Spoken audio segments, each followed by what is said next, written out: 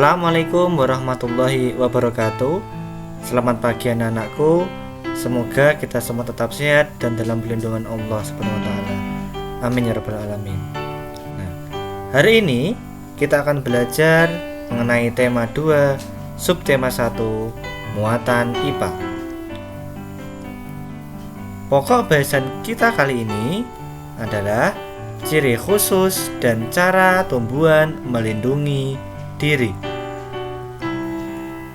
Nah, tumbuhan itu memiliki ciri khusus dari bentuk daun, batang, maupun akarnya.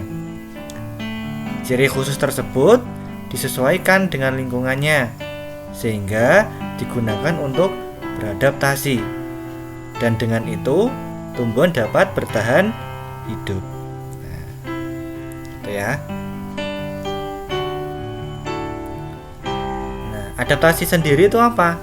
Nah, adaptasi merupakan cara penyesuaian diri makhluk hidup dengan lingkungannya. Nah, jadi dengan adanya adaptasi ini, makhluk hidup dapat mencari makan, dapat berkembang biak, dan dapat melindungi diri sendiri dari ciri-ciri khusus yang mereka miliki. Contoh adaptasi tumbuhan yang akan kita pelajari nanti, ada tumbuhan apa saja? Nah, ada tumbuhan teratai, kemudian ada kaktus, kantong semar, bakau, cemara, dan pohon jati. Nah, yang pertama adalah tanaman teratai. Teratai itu biasanya hidup di tempat yang berair atau di lingkungan yang memiliki air, di permukaan air. Nah, ciri khususnya yaitu memiliki daun lebar dan tipis. Nah, fungsinya untuk mempercepat penguapan. Nah, kemudian ada akar dari teratai, yaitu untuk menjaga keseimbangan. Dan juga ada batang teratai yang memiliki rongga atau batang berongga. Fungsinya untuk mengedarkan oksigen dan untuk mengapung di air, sehingga tanaman teratai tidak tenggelam. Dan yang kedua ada kaktus. Nah, kaktus sendiri itu biasanya hidup di tempat yang kering atau cuaca yang panas. Nah, ciri khususnya yang pertama ada daunnya berbentuk duri atau daun berduri. Fungsinya untuk mengurangi penguapan karena dari daunnya itu terhambat oleh duri-duri, sehingga penguapan dari pohon kaktus itu menjadi terhambat atau untuk mengurangi penguapan. Gitu ya. Kemudian ada akar kaktus yang panjang. Nah, jadi akar panjang itu mempunyai fungsi, yaitu untuk menjangkau air yang jaraknya jauh. Nah, kita tahu sendiri kalau di tanah kering atau di cuaca panas itu biasanya kekurangan air, sehingga jika tanaman kaktus memiliki akar yang panjang itu akan mendukung proses adaptasi sehingga mudah untuk mencari air karena akarnya panjang. Itu. Kemudian batangnya itu berlapis lilin. Nah, fungsinya untuk menyimpan cadangan makanan. Nah, dan juga bisa untuk mengurangi penguapan juga bisa. Kemudian ada kantong semar. Nah, ini. Nah, kantong semar itu biasanya hidup di tempat yang kekurangan nitrogen atau kandungan nitrogennya sangat sedikit. Nah, bagaimana cara bertahan hidup? Nah, cara bertahan hidup yaitu dengan mengkonsumsi serangga. Nah, itulah cara kantong semar untuk menambah nutrisi. Ya. Nah, kantong semar itu memiliki daun yang berbentuk kantong atau biasanya seperti piala. Nah, tubuhnya seperti piala. Nah, kantongnya itu memiliki cairan khusus untuk menjebak serangga sehingga dapat dicerna. Karena memiliki cairan khusus. Nah, berikut itu ada serangga yang sedang menghisap nektar. Nah, karena mulutnya ini licin, nah jadi serangganya ini dapat masuk ke mulut, nah ke mulut kantong semar sehingga jatuh ke lubangnya. Gitu ya. Kemudian ada tanaman bakau. Nah, tanaman bakau ini biasa hidup di pantai, tanah yang berlumpur, memiliki kandungan oksigen yang sedikit. daunnya itu fungsinya untuk mengeluarkan kelebihan garam karena biasanya tumbuh di pantai. Kemudian memiliki akar tunjang, fungsinya untuk menegakkan pohon, mengurangi abrasi dan mengambil oksigen sehingga pantai atau air pantai tidak sampai ke daratan gitu. Kemudian ada pohon cemara. Nah, pohon cemara ini memiliki daun yang runcing.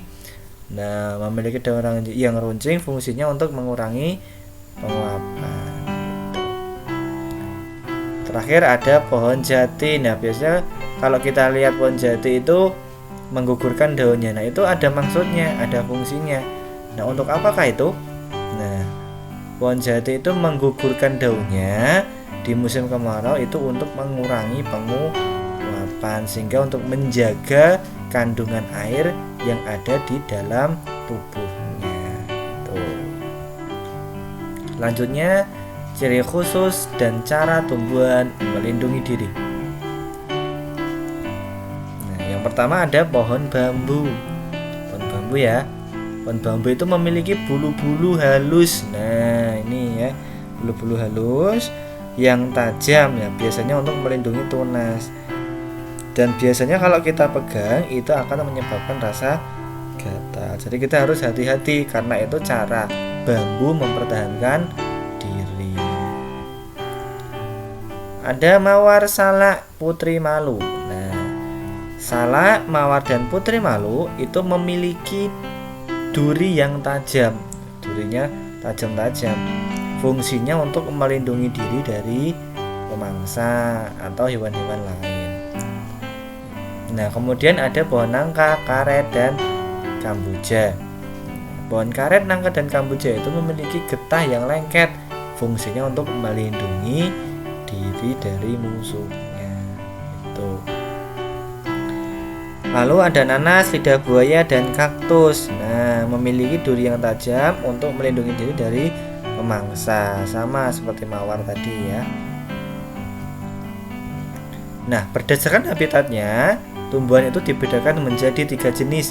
Yang pertama ada tumbuhan hidrofit, yang kedua ada tumbuhan higrofit, yang ketiga ada tumbuhan xerofit. Nah, apa sajakah itu? Kita simak baik-baik. Nah, tumbuhan hidrofit. Tumbuhan hidrofit adalah tumbuhan yang bertahan hidup di lingkungan air atau memiliki kandungan air ya. Ciri khususnya yang pertama memiliki stomata daun yang lebar. Fungsinya untuk mempercepat penguapan. Kemudian yang kedua ada batangnya berongga. Nah, seperti kita bahas tadi yaitu untuk mengapung di air atau mengangkut oksigen. Kemudian memiliki lapisan kutikula.